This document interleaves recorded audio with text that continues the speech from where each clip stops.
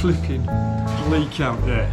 Now, I've made no attempt to hide the fact that I am actually a fair weather rider. I hate riding in the mud and the rain and the slop. I hate the fact that you've got to clean your bike after. And I hate the fact that we live in the UK and we have to do this 6 months of the year. It's a piss take.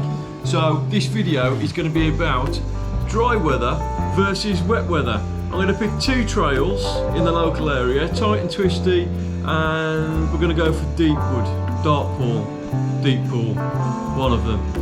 And we're going to compare them side by side, fast, speed, slop and all that. Let's get cracking.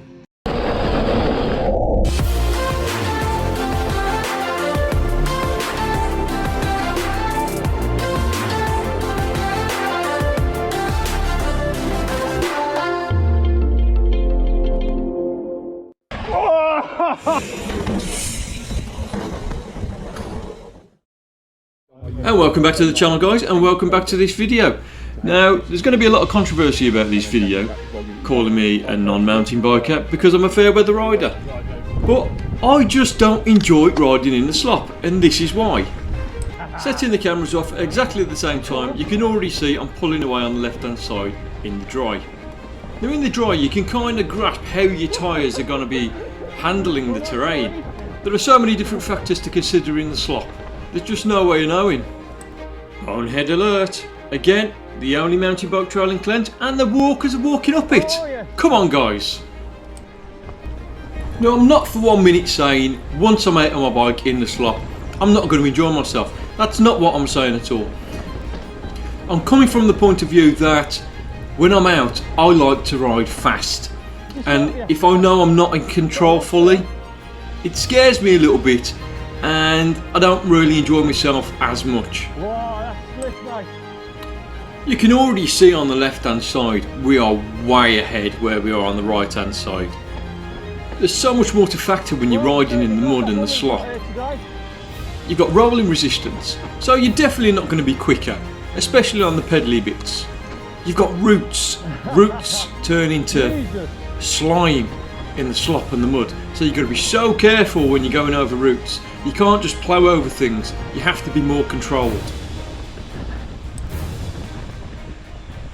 So you can see on a relatively short trail, which takes roughly about a minute to a minute 10, I was a good 15-20 seconds ahead. Every one of those routes, every single one of those routes was going, Gazla, come to me. That was bad. Yeah. Can you hear me, everybody? British summertime. It's lovely. I recommend if you're watching from abroad, get yourself over here with your factor 30. You'll love it.